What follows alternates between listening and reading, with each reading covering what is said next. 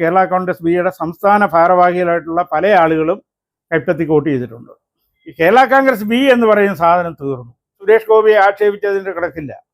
എനിക്ക് ഏറ്റവും കൂടുതൽ ബുദ്ധിമുട്ട് തോന്നിയത് വാസ്തവത്തിൽ അയാളെ വെട്ടിയെടുത്തുകൊണ്ട് പത്തനാപുരത്ത് വണ്ടിയെ കയറിയപ്പോൾ എനിക്ക് മാനസികമായി ബുദ്ധിമുട്ട് തോന്നി. BJPയുടെ വോട്ട് മേടിച്ചാണ് ചെയ്യുന്നതെങ്കിൽ ഞാൻ BJPക്കാരനല്ല, ഞാൻ കേരള കോൺഗ്രസ് ബിക്കാരൻ തന്നെയാണ്. എന്നെ ഷാജു പാർട്ടിയിൽ നിന്ന് പുറത്താക്കിയെന്ന് പറഞ്ഞാൽ ഞാനത് അംഗീകരിക്കുന്നില്ല. എന്നെ പുറത്താക്കാൻ പാർട്ടി ചെയർമാന് മാത്രമേ അവകാശമുള്ളൂ. ഞാൻ കേരള കോൺഗ്രസ്സുകാരനാണ്. കേരള കോൺഗ്രസ്സുകാരൻ എന്നുള്ള നിലയ്ക്ക് ഞങ്ങളിപ്പോൾ ചാമക്കാരെ കൂട്ട് ചെയ്തു. ആ രീതി അനുസരിച്ച് പാർട്ടിക്കാർ തിരിച്ച് വോട്ട് ചെയ്തു. ഇദ്ദേഹത്തിൻ്റെ അഹന്തയും അഹങ്കാരവും കൊണ്ട് പേരുവിവരങ്ങൾ വെളിപ്പെടുത്തുന്നത് ശരിയല്ല എങ്കിലും രാഷ്ട്രീയമായി കേരള കോൺഗ്രസ് ബിയുടെ സംസ്ഥാന ഭാരവാഹികളായിട്ടുള്ള പല ആളുകളും ഞങ്ങൾ തമ്മിൽ ആശയവിനിമയം നടത്തി കൈപ്പത്തിക്ക് വോട്ട് ചെയ്തിട്ടുണ്ട്.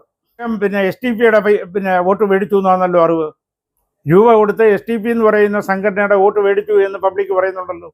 പരാജയമാണ്. ഇനി അംഗീകരിച്ചത് മുന്നോട്ട് പോകാന്നുള്ളതല്ലാതെ നീ ജയിച്ചത് ഇന്നതുകൊണ്ടാണെന്നൊന്നും പറഞ്ഞിട്ട് ഒരു കാര്യവുമില്ല. അംഗീകരിക്കാനുള്ള പ്രയാസമാണ്. തോറ്റിട്ടില്ലല്ലോ. 2021 മുതൽ തോൽവിയുടെ ഗുണം അറിഞ്ഞില്ലല്ലോ. 4-ാം തീയതി 2 മണിയായപ്പോഴല്ലയോ പെട്ടിയെടുത്തുകൊണ്ട് വണ്ടിക്കകത്ത് കയറുന്ന ആ പടം നമ്മൾ TV കണ്ടത്. അന്നേരം വലിയ ഇദ്ദേഹം ആരാണെന്ന് നമുക്ക് മനസ്സിലായത്.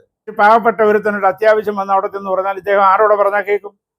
ഇവിടെ MLA മറ്റു കാര്യങ്ങളും ഭരണ സംവിധാനവും വേറെ നിൽക്കുന്ന സമയത്ത് ആളുകൾ പാർട്ടിയിൽ നിൽക്കുക എന്ന് പറയുന്ന അവരുടെ ചെറുതും വലുതുമായ ന്യായമായ ആവശ്യങ്ങൾക്ക് അവരെ സഹായിക്കുക എന്നുള്ളതാണ് അവരുടെ ലക്ഷ്യം. എതിരാകാൻ കാരണം എന്ന് പറഞ്ഞാൽ ധിക്കാരമാണ്.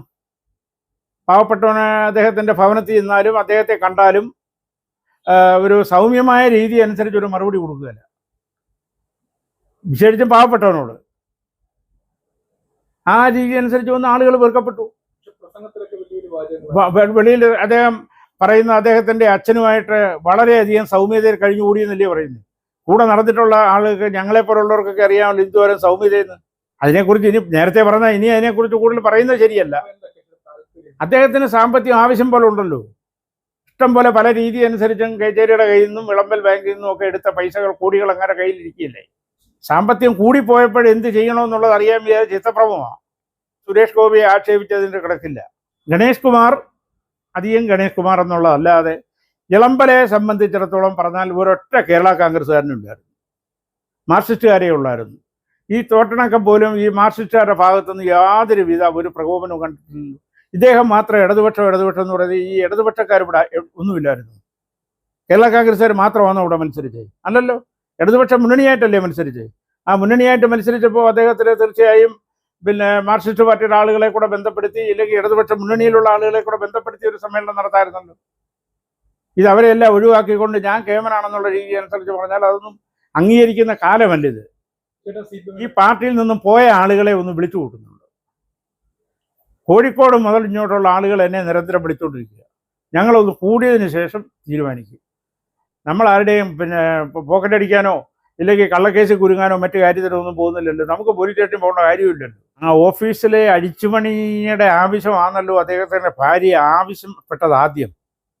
അത് നടക്കാതെ വന്നപ്പോഴാണല്ലോ അവരിവിടുന്ന് പിരിഞ്ഞതിന് ശേഷമാണല്ലോ ഈ അവിഹിത ബന്ധം പുറത്തു വരുന്നത്. ഈ പുറത്ത് വന്നതിന് ശേഷമാണല്ലോ അവർ പൂർണ്ണമായും വിട്ടുപോയത്. അപ്പം ആ ആഫീസ് എന്ന് പറയുന്നത് തന്നെ ഇതിനിട്ടിരിക്കുന്നതാണ്. അല്ല പാർട്ടി ഓഫീസ് അല്ലല്ലോ. പാവപ്പെട്ടവനവിടെ പാർട്ടിക്കാരന് ഒരു കാര്യത്തിനും ചെന്നാൽ ഒന്ന് വിളിച്ചു പറയാനോ മറ്റു കാര്യങ്ങൾക്കോ ഒന്നും ഒക്കെയില്ല. ഈ കേരള കോൺഗ്രസ് ബി എന്ന് പറയുന്ന സാധനം തീർന്നു. അതിന് യാതൊരു സംശയവുമില്ല. കാര്യം അധികാരമില്ലാത്ത പാർട്ടിക്ക് മുമ്പോട്ട് പോകാൻ പറ്റിയില്ല. എനിക്ക് ഏറ്റവും കൂടുതൽ ബുദ്ധിമുട്ട് തോന്നിയത് വാസ്തവത്തിൽ അയാളെ പെട്ടിയെടുത്തുകൊണ്ട് പത്തനാപുരത്ത് വണ്ടിയെ കയറിയപ്പോൾ എനിക്ക് മാനസികമായി ബുദ്ധിമുട്ട് തോന്നി. കാര്യം ഞാൻ വളരെ ചെറുപ്പത്തിലേ മുതലേ കണ്ട് വളർന്ന ഒരാളാണ്. പക്ഷേ എന്തൊക്കെ പറഞ്ഞാൽ പോലും എനിക്കതൊരു മാനസിക ബുദ്ധിമുട്ട് അനുഭവപ്പെട്ടു. ബാലകൃഷ്ണപിള്ള സാർ ഉണ്ടാക്കിയ പാർട്ടിയാണ്. അദ്ദേഹം മരിക്കുന്നവരെ അദ്ദേഹത്തിൻ്റെ കൂടെ നിന്നു. അത് കഴിഞ്ഞതിന് ശേഷം നമ്മളെ കൊണ്ട് ഒക്കുന്ന സഹായങ്ങൾ മൊത്തം ചെയ്തു. കൂടെ നിർത്തിയപ്പോൾ ഒരു സഹോദരനെ പോലെ എന്നെ കൂടെ കാണേണ്ടതല്ലേ. ഞാൻ എച്ചിരി നോക്കിയാണ്, ചെരുപ്പ് നോക്കിയാണ്. അയാളിൽ നിന്ന് ഞാൻ ഏതാണ്ട് ഒരുപാട് കാര്യങ്ങൾ സാധിച്ചു എന്നാണ് പറയുന്നത്. ഒരു കാര്യം അദ്ദേഹം പുറത്ത് പറയട്ടെ, ഞാൻ ഇന്ന കാര്യം ഇന്നാർക്ക് ചെയ്തു കൊടുത്തിട്ടുള്ളത്. ഒരു കാര്യം ചെയ്തിട്ടില്ല. മാനസികമായ ഒരു കുടുംബമല്ലയോ. ഞങ്ങൾ 19 വർഷമായി അങ്ങോട്ടും ഇങ്ങോട്ടും ബന്ധപ്പെട്ടു നടന്നൊരു കുടുംബമാണല്ലോ. അതിൽ നിന്ന് പിരിയുന്ന സമയത്ത് അതിൻ്റെതായ ബുദ്ധിമുട്ട് ഉണ്ട് തീർച്ചയായിട്ടും. ഒരിക്കലും പറ്റുകയില്ല. രാഷ്ട്രീയമായി നിലനിൽക്കണമെങ്കിൽ സ്വാധീനങ്ങൾ വേണം. സ്വാധീനങ്ങൾ വേണമെന്ന് പറഞ്ഞാൽ പലർക്കും പല അത്യാവശ്യമാണ്. നിസ്സാര ഒരു MLA-യുടെ കത്തുണ്ടെങ്കിൽ ഒരു റേഷൻ കാർഡ് പേര് ചേർക്കാൻ നോക്കും. ഇനിയിപ്പോൾ ആ പാവപ്പെട്ടവൻ അവിടെ ചെന്ന് പിന്നെ ജ്യോതികുമാർ ചാമക്കാലിയെ കാണുമോ, ഗണേഷ് കുമാറിനെ കാണുമോ? ഇപ്പോൾ ജ്യോതികുമാറിനല്ലേ കാണാൻ പറ്റൂ, MLA-യുടെ കത്തല്ലേ വേണ്ടി. ആ പരിസ്ഥിതിയിൽ ആളുകൾ ഇതിങ്ങനെ വെറുക്കപ്പെടും.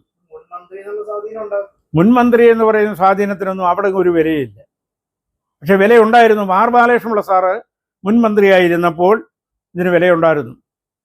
അദ്ദേഹം അന്നും വിളിച്ച് പിന്നെ പല മന്ത്രിമാരെങ്കിലും ശുപാർശകൾ ചെയ്താൽ അതേപടി ചെയ്യുമായിരുന്നു. അദ്ദേഹത്തിന് നിൽക്കുമെന്ന് പറയാമല്ലോ. നിൽക്കില്ലെന്ന് പറയാൻ പറ്റുമോ? എവിടെ നിൽക്കാന്? തീർന്നു കാര്യം, കച്ചവടം കഴിഞ്ഞു.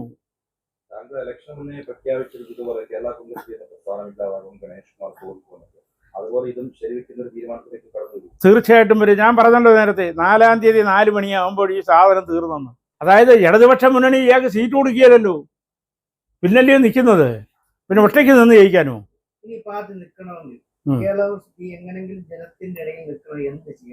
എന്ത് ചെയ്യണമെന്ന് വെച്ചാൽ ഈ പാർട്ടിയിൽ നിന്ന് വിട്ടുപോയ ആളുകളെ ഗണേഷ് കുമാർ ഒന്ന് താഴെ വന്ന് ബന്ധപ്പെടുത്തി ആലോചിച്ച് കാര്യങ്ങൾ നടത്താൻ ഒക്കുമെങ്കിൽ മുമ്പോട്ട് പോകാം. അതും എനിക്ക് വിശ്വാസമില്ല.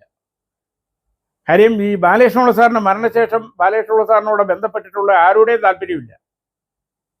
ആകെ പിന്നെ അതിനകത്ത് കണ്ടാൽ മിണ്ടുന്ന എന്നോട് മാത്രമേ ഉള്ളൂ. അത് ഈ പൈസയുടെ ഏർപ്പാട് കൊണ്ടായിരുന്നു. പൈസ തീർന്നപ്പോൾ എന്നെയും ശത്രുവാക്കി.